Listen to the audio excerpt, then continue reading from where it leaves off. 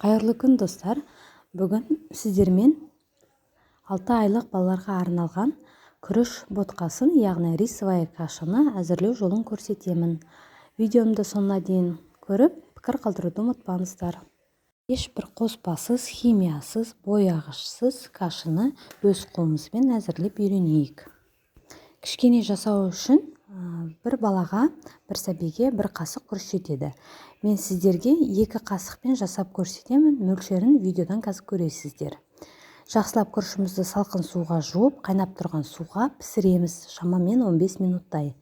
Піскен күрішіміздің суы тартылғаннан кейін үстінен сүт құямыз. Сонда бізде сүтті күріш кашысы дайын болып тұрады.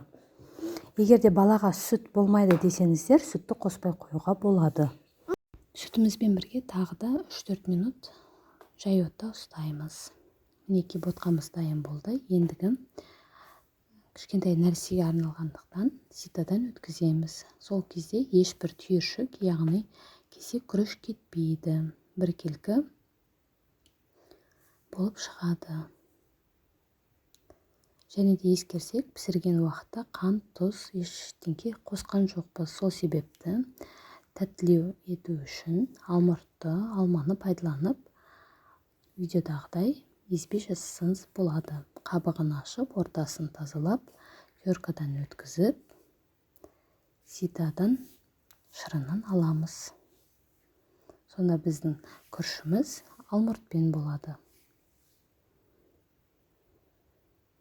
Алмұрттың орнына басқа да жеміс түрін пайдалансаңыз болады.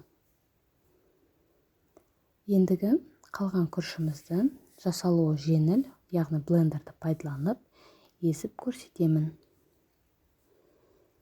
Блендерға да осы алмұртты және де алманың кішкене бөлігін қабығын ашып, тазалап, салып еземін.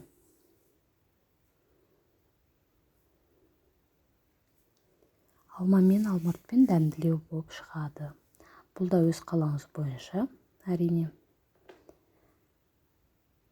Мінекей блендерлеп жатырмын.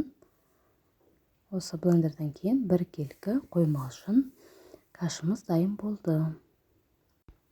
Тура осы жолмен басқа да жарма түрлерін пайдаланып, яғни гречканы, овсянканы, чечевицаны пайдаланып пісіріп көруге болады. Балаларға ұнайды деген ойдамын. Өз қолыңызбен дәмді пюре жасап көріңіздер. Сіздермен болған Айман. Қош сау болыңыздар.